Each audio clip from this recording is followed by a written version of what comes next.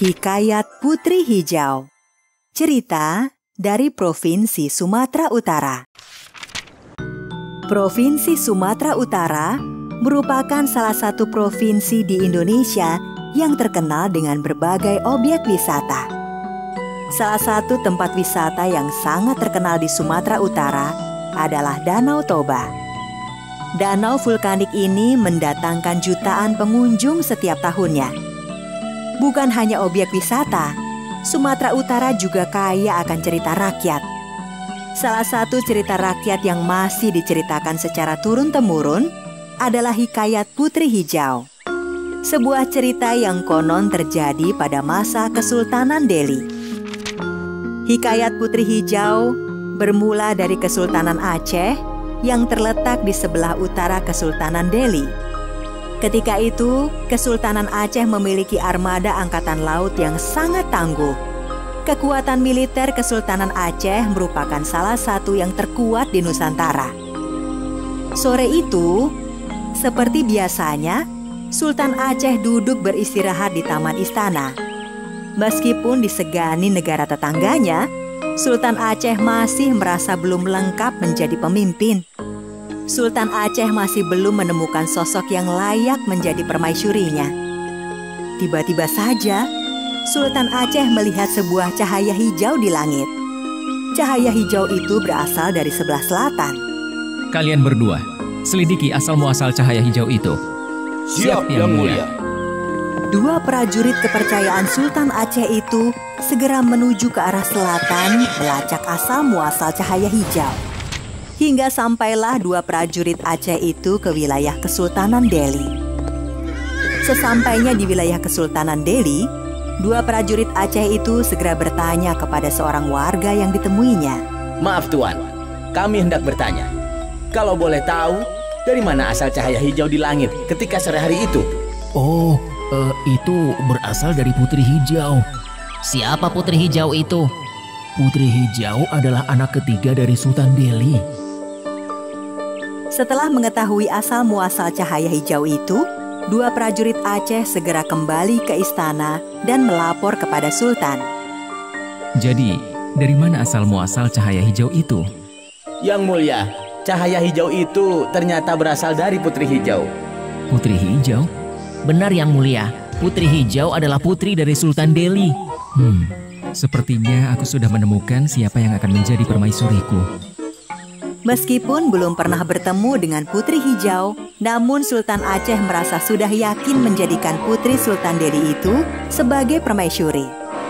Rombongan besar kapal-kapal Kesultanan Aceh pun berangkat menuju Kesultanan Delhi. Tujuan rombongan itu adalah untuk melamar Putri Hijau. Sultan Delhi sendiri memiliki 3 orang anak, yaitu Mambang Yazid, Mambang Hayali, dan Putri Hijau.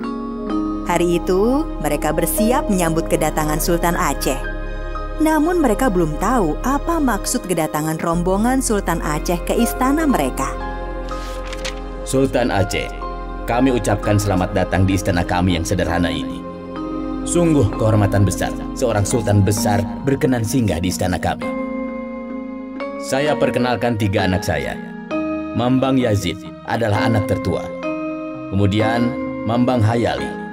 Dan yang terakhir adalah anak bungsu saya, Putri Hijau. Sultan Delhi, sungguh saya mengucapkan terima kasih yang sebesar-besarnya untuk sambutan yang sangat hangat ini. Kami sungguh merasa terhormat berkesempatan menjadi tamu di istana Kesultanan Delhi. Sebagai tanda persahabatan, saya membawa sedikit oleh-oleh dari Aceh. Semoga Sultan Delhi berkenan menerimanya. Sultan Aceh, sungguh perhiasan sebanyak ini merupakan hal yang sangat mewah bagi kami. Saya belum pernah melihat perhiasan yang sangat indah dan dalam jumlah yang banyak. Maaf Sultan Aceh, kalau boleh tahu, apa tujuan dari Sultan Aceh berkunjung ke istana kami? Begini Yang Mulia Sultan Delhi. Maksud kedatangan saya ke sini adalah untuk mempererat hubungan antara Kesultanan Delhi dengan Kesultanan Aceh. Maksud Sultan? Di dunia tidak ada yang lebih erat daripada persaudaraan. Maksud kedatangan saya ke sini adalah untuk meminang Tuan Putri Hijau. Tuan Putri Hijau sangat layak menjadi permaisuriku di Kesultanan Aceh.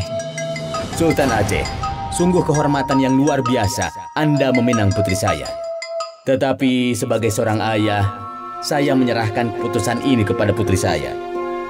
Putriku, kamu telah mendengar sendiri maksud kedatangan Sultan Aceh. Nah, sekarang keputusannya ada di tanganmu. Ayah dan Sultan Aceh akan mendengar secara langsung apa jawabanmu perihal pinangan dari tamu kita ini.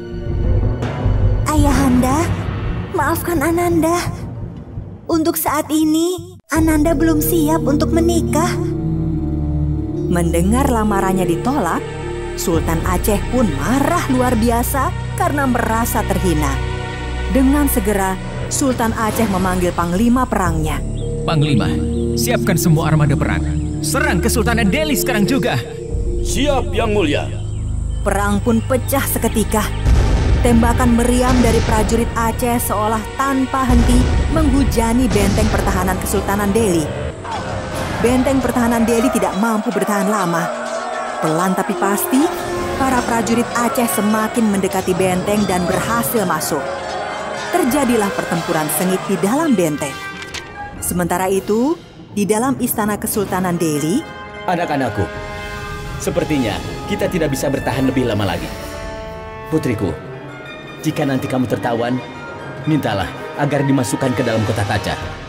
Selain itu, mintalah 9 butir telur ayam dan segenggam beras. Nanti, dalam perjalanan, dari atas kapal, panggillah nama kakakmu, Mambang Yazid, dan lemparkan telur serta beras itu ke dalam laut. setelah berpesan kepada putrinya, Sultan Delhi pun menghilang entah kemana. Sedangkan Mambang Hayali memimpin prajurit Kesultanan Delhi bertahan menghadapi serbuan prajurit Aceh. Sedangkan Mambang Yazid pergi menuju ke arah laut. Akhirnya, Putri Hijau pun tertawan. Kakaknya, Mambang Hayali, tewas dalam pertempuran. Seperti pesan ayahnya, Putri Hijau meminta kotak kaca, 9 butir telur ayam, dan segenggam emas. Di Selat Malaka, dalam perjalanan menuju Aceh, tiba-tiba Putri Hijau keluar dari kotak kaca.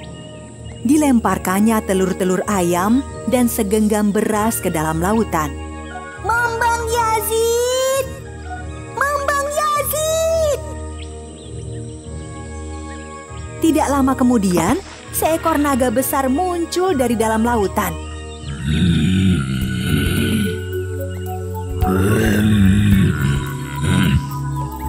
Sultan Aceh sangat terkejut, tidak hanya karena naga besar mendekati kapalnya, tetapi naga itu juga membawa Putri Hijau.